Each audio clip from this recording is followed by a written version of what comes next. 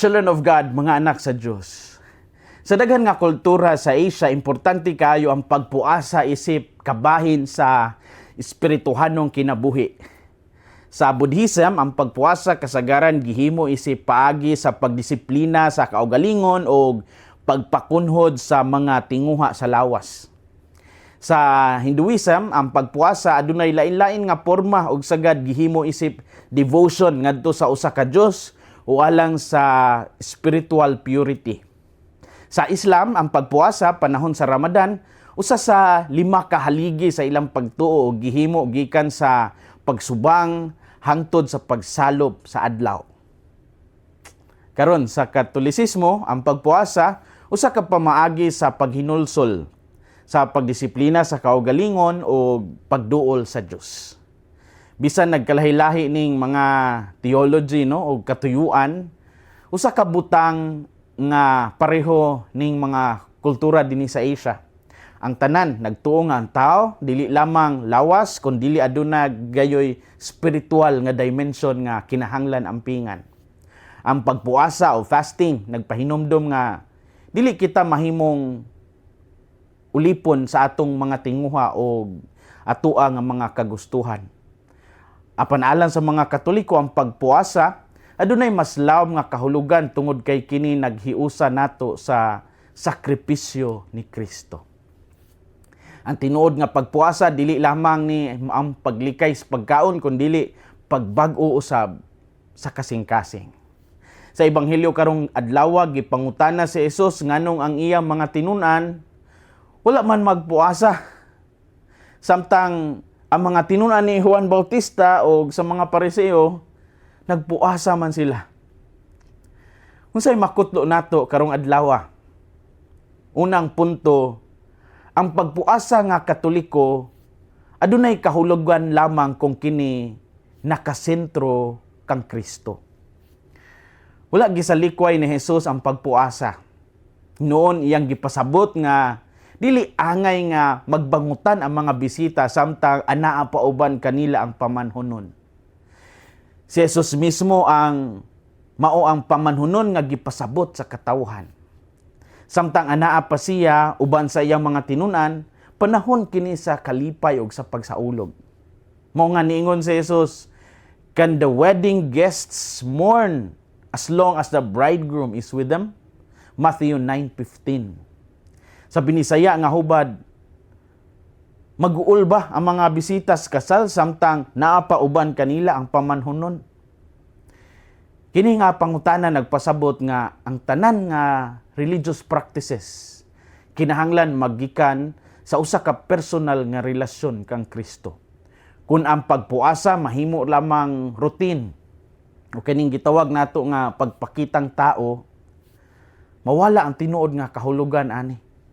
Ang tinuod nga pagpuasa mudala nato unta gayud sa mas lawom nga paghigugma sa Dios. Usay makalimuta sa tinuod nga tumong sa pagpuasa. Tingali magpuasa ta aron lang mutuman sa balaod kay naanda na. O aron makita sa uban pod nga relihiyoso ta. Apan ang Ginoo wala mo lantaw sa atong plato kung nidaghan ba o ni gamay kundi ang Ginoo nilantaw sa atong kasing-kasing. Ang pagpuasa nga makapahimuot sa Dios mao kadtong naay kalakip nga paghinulsol. Naay kalakip nga pagampo og pagtabang sa atong isig katao. Kun walay gugma, walay bili ang atong pagpuasa. Ang pagpuasang Katoliko adunay kahulugan lamang kung kini nakasentro kang Kristo. Ikaduhang punto, gitawag kita ni Jesus sa pagdawat sa bag-ong kinabuhi nga iyang gitanyag. Gigamit ni Jesus ang hulagway sa bag-ong panapton o bag-ong bino aron ipakita nga ang ebanghelyo dili lamang usa ka dugang sa daan natong pamaagi sa pagkinabuhi. Ang pagsunod kang Jesus nagkinahanglan usahay og hingpit nga pagbag-o sa panghuna-huna o sa estilo sa kinabuhi. Dili mahimong ibutang ang bag-ong bino sa daan nga sudlanan.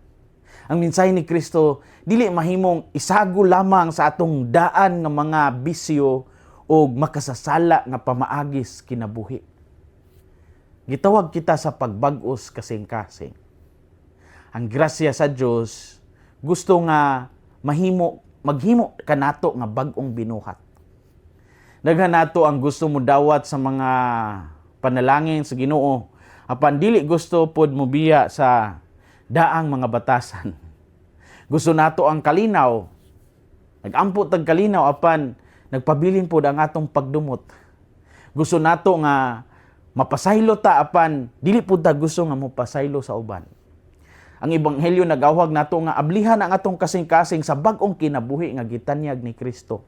Ang pagtuo dili ni siya cosmetic sama sa makeup nga gitapak lang sa naong kundi usa ka bag-o nga pamaagis kinabuhi. Gitawag kita ni Jesus sa pagdawat sa bag-ong kinabuhi nga iyang gitanyag. Story time. Nahinangutanan nako, Father, nito ba si Martin Luther sa puasa? Ang tubag, yes. Si Martin Luther wala misupak sa pagpuasa isip usa ka good spiritual practice. Sa pagkatinuod, nagpuasa usab si Martin Luther og nag-awhag sa pagdisiplinas kaugalingon. Apan, misupak siya sa ideya nga ang pagpuasa makahatag og merit o mahimong bililhon alang sa kaluwasan o mahimong usa ka daw legal nga obligasyon nga makaluwas sa tao. Alang kang Luther, ang kaluwasan usa lamang kagasa sa grasya pinaagi sa pagtuo kang Kristo. Sa laing bahin, ang simbahang Katoliko nagtudlo usab nga ang kaluwasan gasa sa Dios o dili mapalit pinaagi sa atong mga buhat sama sa pagpuasa. Apan ang simbahan nagtuo nga ang pagpuasa inubanan sa pagampo o gugma makatabang sa atong pagtubo sa pagkabalaan. Ang pagpuasa dili pa maagi sa kanaganing palito nato ang grasya sa Dios kundi tubag yun ni siya sa grasya sa Ginoo. Mao kini ang hinungdan nga ang simbahan nagpadayon sa pag-awhag sa mga Kristiyano sa pagpuasa labi na panahon sa Kwaresma. Ang pagpuasa nagpahinumdom nga si Kristo mao ang atong tinuod nga pagkaon. Pinaagi niini mas mutubo ang atong pagsalig sa Dios kaysa sa atong kaugalingon nga kusog. Children of God, mga anak sa Dios, ang Ginoo karong adlawan nag-awhag nato sa pagtan-aw pag-usab sa atong spiritual practices.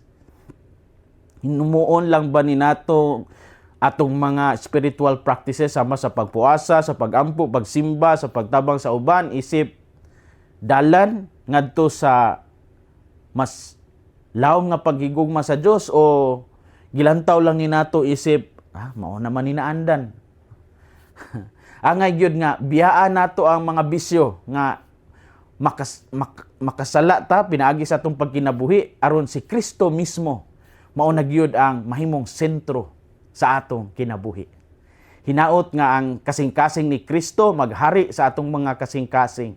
Kini si Father Felmar Castrodes Fiel SVD ang inyong magsisibya sa Maayong Balita. Gikan dinhi sa Radio Veritas Asia Vietnamese Language Service sa nasod sa Vietnam. Hinumdumi ang kinabuhing Kristiyano, kinabuhi sa pagserbisyo.